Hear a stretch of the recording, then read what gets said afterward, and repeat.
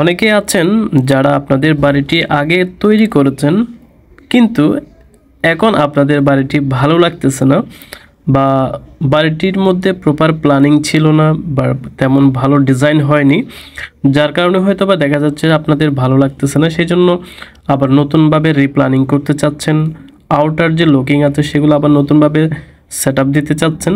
সেক্ষেত্রে আমাদের এই ভিডিওটি আপনারা দেখতে পারেন, কারণ হচ্ছে আমরা এই বাড়িটি করতেছি রেনোভেশনের কাজ। এই বাড়িটি আগে একটা ফ্লোর করা ছিল এবং সেটাকে আমরা আবার নতুনভাবে কাস্টমাইজ করে নতুনভাবে আবার একটা লুক দেওয়ার জন্য চেষ্টা করতেছি। সো দেখতে পাচ্ছেন আমরা এখানে একটা টেরেসের কম্বিনেশন এনেছি এবং হচ্ছে কালার কম্বিনেশন এবং আউটার অনেক কিছু জিনিস আমরা চেঞ্জ করে ফেলছি।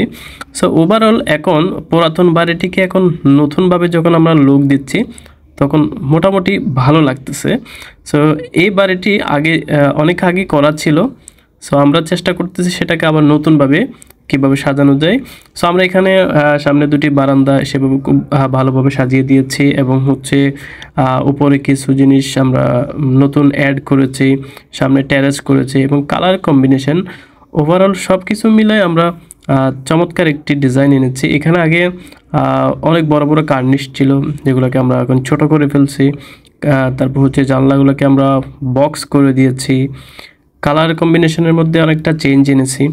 সো সব কিছু মিলাই আগের থেকে বাড়িটি যখন এখন নতুনভাবে আমরা ফিনিশিং করব, আশা করি অনেক সুন্দর একটি বাড়ি হবে।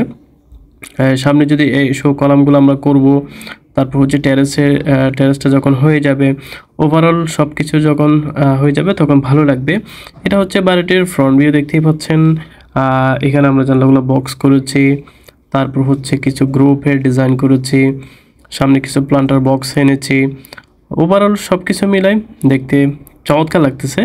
আশা করি বাড়িটি যখন ফিনিশিং হবে আমি আপনাদেরকে দেখাবো বাড়িটি আসলে কেমন হয়েছে। প্রিয় দর্শক, আপনি চাইলে আপনার পুরাতন বাড়িটিকেও নতুনভাবে আবার নতুন একটা লুক দিতে পারেন। ধন্যবাদ সকলকে, সকলে ভালো থাকবেন। আসসালামু আলাইকুম।